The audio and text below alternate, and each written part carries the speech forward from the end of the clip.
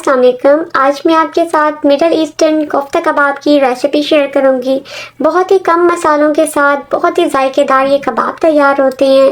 Beef میں بناؤں گی لیکن آپ لوگ چاہیں چکن یا مٹن میں بھی اسے بنا سکتے ہیں. ذائقے دار ٹینڈر اینڈ جوسی کباب تیار ہوتے ہیں. ہمیشہ کی طرح یوزفل ٹپس اینڈ ٹرکس کے ساتھ ریسیپی شیئر کروں گی. وداؤٹ اوون اینڈ گرل توے پہ اس کو بنائیں گے. Without wasting any time let's get started.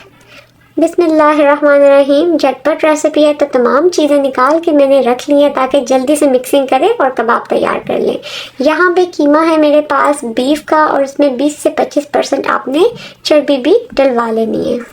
اگر تو قیمے میں چربی نہ ہو تو پھر آپ نے یہاں پہ 1 سے 2 کھانے کے چمچ گھی کا استعمال کرنا ہے. پیاز ہے 150 گرام جس کا وزن ہے. اسمال ٹو میڈیم سائز کا پیاز ہے. اس کو چوپ کر لیں اور پانی اچھے سے نچوڑ کے ڈالنا ہے. اگر چوپر نہ ہو تو پیاز کو آپ لوگ کدوکش کر کے بھی یوز کر سکتے ہیں لیکن پانی نچوڑ کے ہی ڈالنا ہے. پیپریکا پاؤڈر آدھی چائے کا چمچ نہ ہو تو آپ لال کشمیری مرچ کا بھی یوز کر سکتے ہیں. زیرہ پاؤڈر آدھی چائے کا چمچ. کٹی ہوئی لال مرچیں آدھی چائے کا چمچ. دھنیا پاؤڈر آدھی چائے کا چمچ. نمک اپنے ذائقے کے مطابق ڈالیے گا. کالی مرچوں کا پاؤڈر آدھی چائے کا چمچ. پارسلی یا پھر دھنیا 2 سے 3 کھانے کے چمچ چوپ کیا ہوا. جو بھی گھر پہ آسانی سے آپ کے پاس ہو تو آپ وہ یوز کر سکتے ہیں پارسلی یا پھر دھنیا. یہاں پہ 1 سے 1.5 چائے کا چمچ آپ نے لہسن کا پیسٹ یا گریٹ کیا ہوا لہسن ڈال دینا ہے.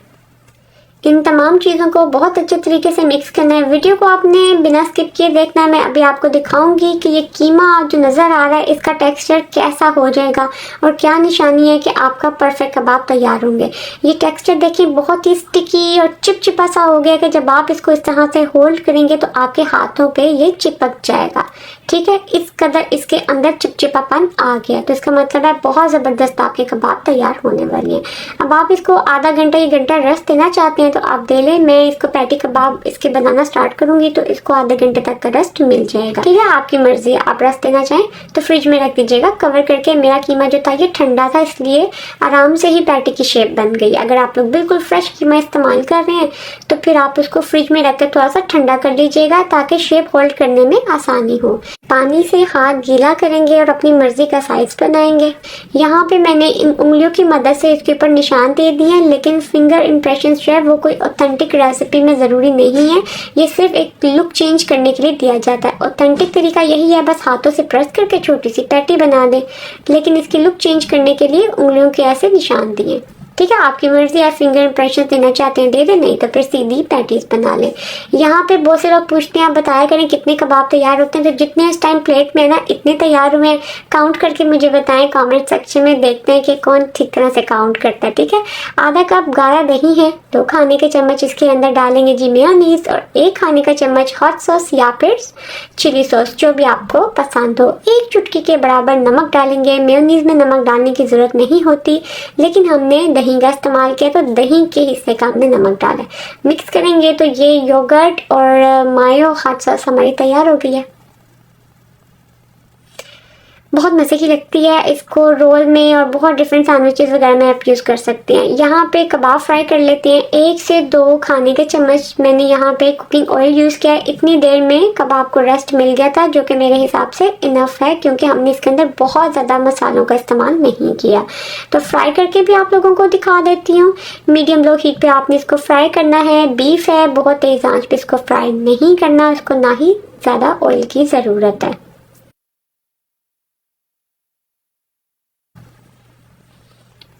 چلے, ہیٹ آپ نے یہاں پہ زیادہ نہیں کرنی ہے. میڈیم لو ہیٹ پہ پکانا ہے. سائڈ آپ نے چینج کرتے ہوئے کوک کرنا ہے. ہم نے اس کے اندر کوئی بھی میٹ ٹینڈرائزر نہیں ڈالا ہے.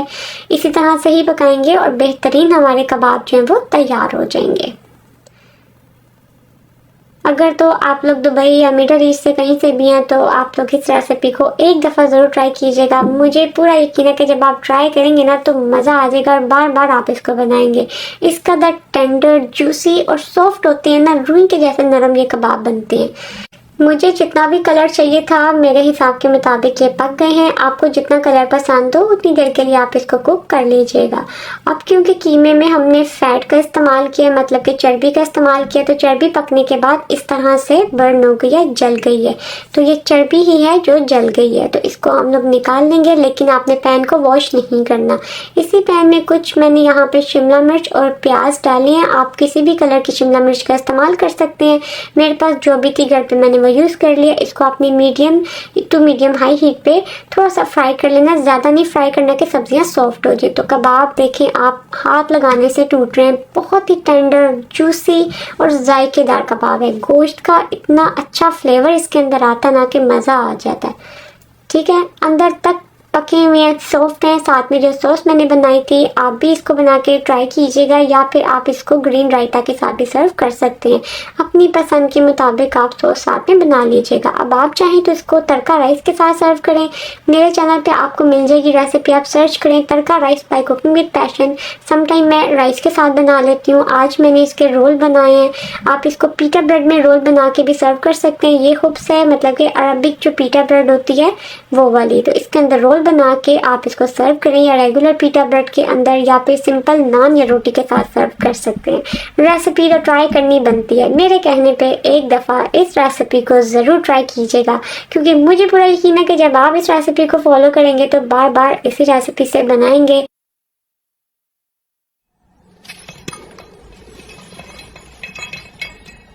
السلام علیکم. آج میں آپ کے ساتھ پرفیکٹ دہی بڑوں کی ریسیپی شیئر کروں گی، جو کہ میں نے کراچی سٹائل میں بنائے ہیں میٹھے دہی بڑے. ہمیشہ کی طرح سٹیپ بائی سٹیپ ریسیپی کے ساتھ ساتھ میں یوزفل ٹپس اینڈ ٹرکس بھی شیئر کروں گی، جسے فالو کر کے پرفیکٹ دہی بڑے گھر پہ تیار کیے جا سکتے ہیں. تو ویڈیو کو بنا اسکپ کیے دیکھیے گا، بہت ہی جھٹپٹ سے یہ تیار ہو جاتے ہیں. تو آج پھر بنانا سٹارٹ کرتے ہیں. بسم اللہ الرحمن الرحیم. یہاں پہ 1 کپ بیسن ہے. آپ بیسن کی جگہ مونگ کی دال کا آٹا بھی لے سکتے ہیں. دونوں چیزوں میں سے کچھ بھی لے لیں، ریسیپی سیم رہے گی. تھوڑا تھوڑا سا کر کے اس میں پانی ڈالیں گے. مونگ کی دال کا آٹا جب آپ لیں گے نا، وہ بھی اسی طرح سے ہی فائن ہوتا ہے جیسا کہ بیسن ہے. تو طریقہ دونوں کا ایک ہی ہے. پانی تھوڑا تھوڑا سا کر کے آپ نے ڈالنا ہے، زیادہ لکوڈ نہیں ہونی چاہیے. تھوڑا سا تھک بیٹر تیار کریں گے اس طرح سے. غور سے دیکھیں، بیٹر ہمارا پتلا نہیں ہونا چاہیے. 1 چائے کا چمچ بیکنگ پاؤڈر ڈالیں گے. غور کیجیے گا کہ میں نے یہاں پہ بیکنگ سوڈا نہیں ڈالا، بیکنگ پاؤڈر ڈالا ہے. بیکنگ پاؤڈر ڈالتے ہی اس کا کلر جو ہے وہ تھوڑا سا لائٹ ہو جائے گا اور یہ فلفی ہو جائے گا اس طرح سے. اس کو کور کر کے رکھ دیں جب تک کہ آئل گرم ہوتا ہے 5 سے 10 منٹ. آئل کے آپ اسٹک ڈال کے دیکھیں، آئل کے اندر جب ہلکے ہلکے ببلز نظر آئیں تو اس کا مطلب ہے کہ آئل ریڈی ہے. چمچ کی مدد سے بھی آپ اس کو فرائی کر سکتے ہیں اس طرح سے، یا پھر آپ ہاتھ کی مدد سے بھی اس کو فرائی کر سکتے ہیں. میں اس طرح سے اس کے ڈراپس ڈالوں گی چھوٹے چھوٹے سائز کے. ہاتھ کی مدد سے مجھے زیادہ آسان لگتا ہے، باقی اپنی اپنی پسند ہے، جیسے بھی آپ کو آسان لگے. جب تک کہ آپ تمام بڑے ڈال نہ دیں، ہیٹ آپ نے لو رکھنی ہے. جیسے ہی آپ تمام بڑے ڈال دیں، ہیٹ آپ نے میڈیم لو ٹو میڈیم کر دینی ہے. پھر ہلکی آنچ پہ نہیں پکانا، ادروائز آئلی ہو جائیں گے. پھر آپ نے چمچ کو ساتھ ساتھ چلاتے رہنا ہے تاکہ ایونلی گولڈن براؤن ہو جائے. اس طرح کا جب لائٹ گولڈن براؤن کلر آ جائے گا تو تب ہم اس کو نکال لیں گے. کسی اسٹرینر پہ رکھ کے یہیں پہ ہی ایکسٹرا آئل اس کا شیک کر کے ریموو کر دیں گے. پرفیکٹ آپ ٹیمپریچر رکھیں گے تو پھر یہ کبھی بھی آئلی نہیں ہوں گے. بہت ہی زبردست کرسپی، اندر سے سافٹ باہر سے کرسپی یہ تیار ہوتے ہیں. تو دیکھیں آپ کلر چیک کریں، گریسی نہیں ہے یہ، کیونکہ ہم نے اس کو رائٹ ٹیمپریچر پہ کوک کیا ہے. تو جب آپ ڈالیں گے تب ہیٹ کم رکھنی ہے. جب تمام آپ ڈال دیں گے بڑے تو ہیٹ آپ نے میڈیم لو ٹو میڈیم کر دیں گے.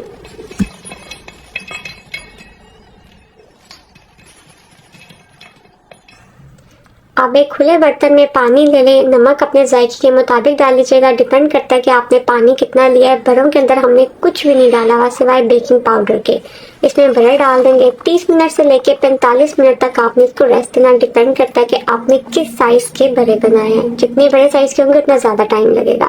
1.5 کپ دہی ہے، جو کہ میرے پاس گاڑھا دہی ہے.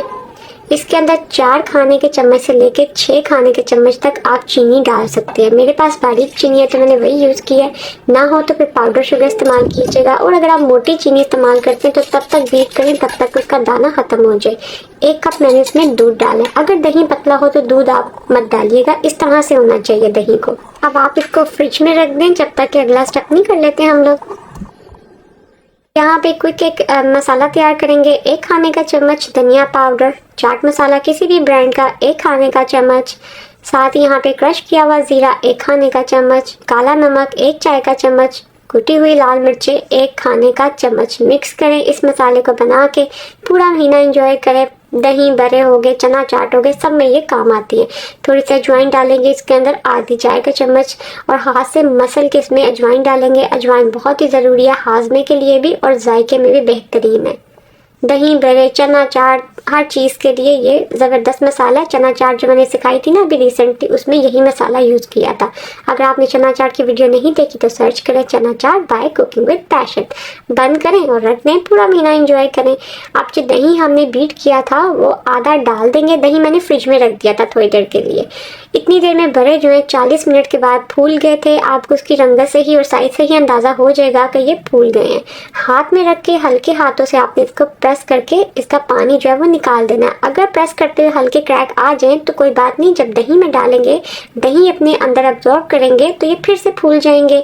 दही आपने कभी भी बड़ों के ऊपर गाढ़ा नहीं डालना। जब आप बाजार से बड़े खाते हैं तो उन्होंने एक पतला सा दही बनाया होता है, उसके अंदर बड़ों को डिप करते रहते हैं। जैसे जैसे उनकी सेल होती रहती है वो थोड़े थोड़े बड़े पतली दही में डालते रहते हैं, प्लेट में डालते हैं, फिर ऊपर से गाढ़ा दही डालते हैं। हमने तो सेल नहीं करना, ना ही हमने कोई सिंगल सर्विंग करनी है, हमने 1 डिश बनाना है। इसीलिए एक ही दफ़ा हम लोगों ने दही जो था वो पतला बना के इसके ऊपर डाला है। आधा घंटे से लेकर 1 घंटे तक आप इसको फ्रिज में रखेंगे तो ये दही गाढ़ा हो जाएगा खुद ब खुद, क्योंकि बड़े जो हैं वो दही को अपने अंदर एब्जॉर्ब कर लेंगे उसका पानी, तो दही ऑटोमेटिकली गाढ़ा हो जाएगा। तो पहले ही अगर आप गाढ़ा दही डाल देंगे तो सूखे सूखे से रूखे रूखे से बड़े होंगे। आप सॉफ्टनेस चेक करें, कोई गुठली नहीं है इसके अंदर, परफेक्ट बड़े तैयार होते हैं। मेरे पास टाइम नहीं था, मैं फ्रिज में नहीं रख सकी क्योंकि अफ्तारी का टाइम था। आप लोग इसको सुकून से तसल्ली से घंटा पहले बनाएं, फ्रिज में रखें और फिर देखिएगा। मैं कहती हूँ ज़बरदस्त किस्म के ये बड़े तैयार होते हैं। ठंडा ठंडा सर्व कीजिएगा, ज़रूर ट्राई कीजिएगा, बहुत ही ज़बरदस्त ये तैयार होते हैं। अस्सलाम वालेकुम, आज मैं आपके साथ परफेक्ट चिकन स्ट्यू की रेसिपी शेयर करूंगी। झटपट रेसिपी है और बहुत ही ज़्यादा जायकेदार इसकी ग्रेवी तैयार होती है। बहुत ही आसान तरीके से मैंने इसको तैयार किया है। जायकेदार चिकन है, वीकेंड्स के लिए, दावतों के लिए बेहतरीन रेसिपी है। चिकन की ग्रेवी में जायका क्यों नहीं आता ये आज आपको इस वीडियो में पता चलेगा, तो बिना स्किप किए वीडियो को देखिएगा। अगर आपको वीडियो अच्छी लगे तो लाइक करके अपने फ्रेंड्स एंड फैमिली के साथ शेयर कर दीजिएगा। तो आज ही फिर स्टार्ट करते हैं। बिस्मिल्लाहिर्रहमानिर्रहीम। पहले मसाले इकट्ठे कर लेते हैं। 3 छोटे साइज के तेजपात हैं, काला जीरा मतलब के शाह जीरा 1 चाय का चम्मच, 3 से 4 लौंग है मेरे पास, और यहाँ पे एक छोटा सा टुकड़ा आपने जावित्री का डालना है। दालचीनी के 3 से 4 छोटे छोटे से पीस हैं। काली इलायची बड़े साइज की 1, बादियान का फूल 1, खुश्क लाल मिर्चें लंबी वाली 3 से 4, हरी इलायची 4 से 5। चलें अब पाउडर मसाले इकट्ठे कर लेते हैं। खुश्क धनिया पाउडर 1 चाय का चम्मच, क्रश किया हुआ जीरा 1 चाय का चम्मच, लाल मिर्चों का पाउडर 1 चाय का चम्मच या जायके के मुताबिक, नमक 1 चाय का चम्मच या फिर जायके के मुताबिक, हल्दी पाउडर 1/4 चाय का चम्मच। प्याज हैं 2 दरमियाने साइज के, इनका वजन जो है 460 ग्राम है छिलके उतारने से पहले। तो आपने इसको चॉप कर लेना है क्योंकि ये झटपट रेसिपी है, बहुत ही जल्दी तैयार हो जाती है, इसलिए आपने स्टेप बाय स्टेप रेसिपी को फॉलो करना है। मसाले इकट्ठे करने के बाद कुकिंग स्टार्ट करेंगे। आधा कप एक कढ़ाई में मैंने ऑयल ले लिया है। जो प्याज हमने स्लाइस किए थे वो इसके अंदर डाल देंगे। नॉर्मली 1 किलो गोश्त के अंदर 1 कप कुकिंग ऑयल का जाता है, लेकिन मैंने यहाँ पे आधा कप बल्कि आधे कप से भी थोड़ा कम ऑयल का यूज़ किया है। तो आपकी मर्जी है, आप इसमें 1 कप तक ऑयल का यूज़ कर सकते हैं। मैंने थोड़ा ऑयल कम किया, हाफ से भी कम क्वांटिटी यूज़ की है। चला, प्याज को हमने इतना कुक करना है कि प्याज का कलर जो है वो चेंज हो जाए। साथ ही इसमें 1.5 खाने का चम्मच लहसुन और अदरक का पेस्ट डाला है। अब आपने इसको इतना फ्राई कर लेना है कि लहसुन और अदरक की स्मेल जो है कच्चेपन की वो ख़त्म हो जाए। चलिए अब इसमें खड़े मसाले जो हमने निकाल के रखे थे वो ऐड कर देंगे। इसीलिए तमाम चीज़ें मैंने पहले निकाल के रखी थी क्योंकि कुकिंग जो है ना बहुत झटपट से ही हो जाएगी। इसको मिक्स कर लेंगे, कुछ सेकंड आपने इसको मिक्स करना है।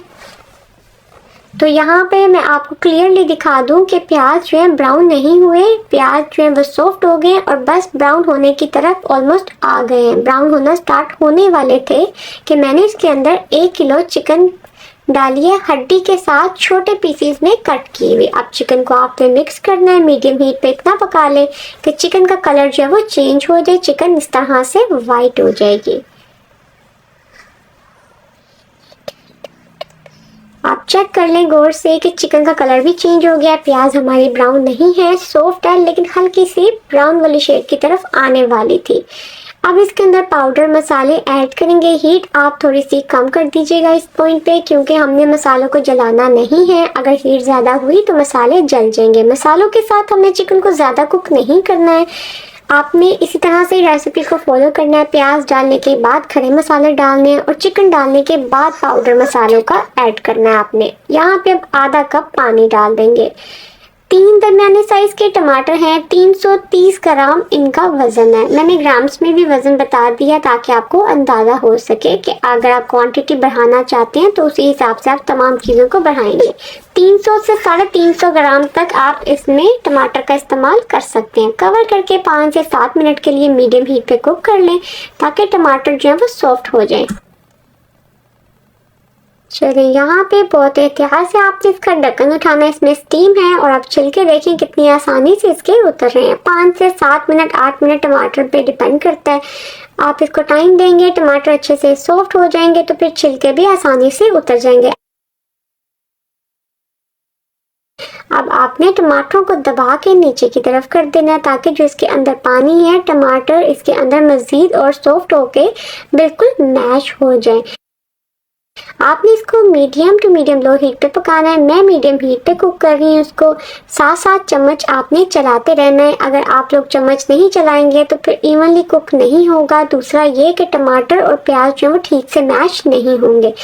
آپ چمچ دیکھیں جس طرح سے میں چلا رہی ہوں آپ اسی طرح سے ہی چمچ اس کو چلائیے گا اور آپ جیسے جیسے مکس کریں گے ویسے ویسے ہی پیاز اور ٹماٹر میش ہونا سٹارٹ ہو جائیں گے اور چکن جو ہے وہ ایونلی کوک ہوگا۔ بوٹیاں اوپر کی نیچے، نیچے کے اوپر آپ نے چکن کے پیسز کوک کرتے رہنا ہے۔ میں نے کوشش کیا کہ ویڈیو کو زیادہ کٹ نہ کروں تاکہ آپ لوگوں کی پرفیکٹ گریوی